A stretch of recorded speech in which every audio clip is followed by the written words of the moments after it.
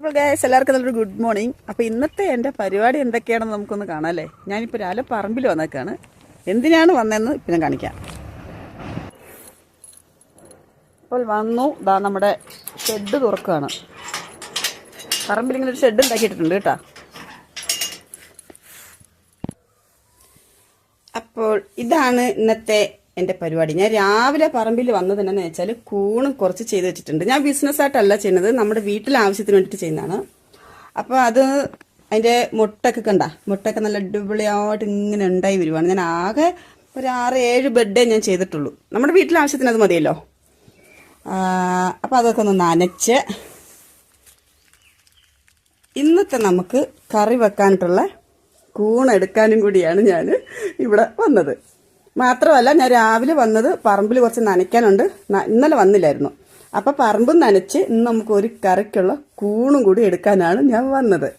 അപ്പം നല്ല വെയിലാണ് ഈ സമയത്ത്. കൂണോട് ചെയ്തെടുക്കാന്ന് പറഞ്ഞാൽ ഭയങ്കര പാടാ കേട്ടോ. കാരണം ഇതൊരു ആസ്പെറ്റോസ് ഒക്കെ ഇട്ട ഒരു സീറ്റ് ഇട്ട ഒരു സംഭവം റൂമാണ്.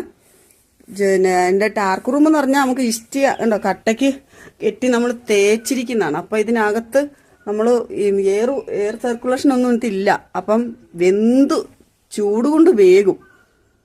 മണ്ടല് സീറ്റായിട്ടേക്കണത്. അപ്പം തണുങ്ങോ അങ്ങനെ മറ്റെന്തെങ്കിലും പുല്ലോ അങ്ങനെ എന്തെങ്കിലുമൊക്കെ ആണെങ്കിൽ കുറച്ചുകൂടെ ഈർപ്പം നിൽക്കും.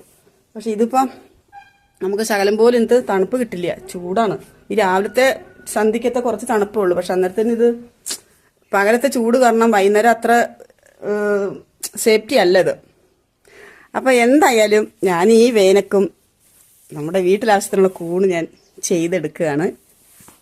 ഇനി ഉണ്ടിട്ട് എടുക്കാൻ എന്ത് കണ്ട കൂണെടുക്കാനുണ്ട്.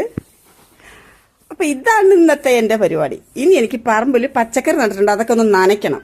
നനച്ചിട്ട് സ്വസ്ഥമായിട്ട് വീട്ടിൽ ചെന്ന് കാപ്പി കുടിച്ചിട്ട് എനിക്ക് ഷോപ്പ് തുറന്ന് അർജൻറ്റായിട്ട് ഇന്ന് എനിക്ക് കുറച്ച് തുണി തയ്ക്കാനുണ്ട്. അപ്പം ഇന്നത്തെ നമ്മുടെ പരിപാടി ഇതൊക്കെയാണ്.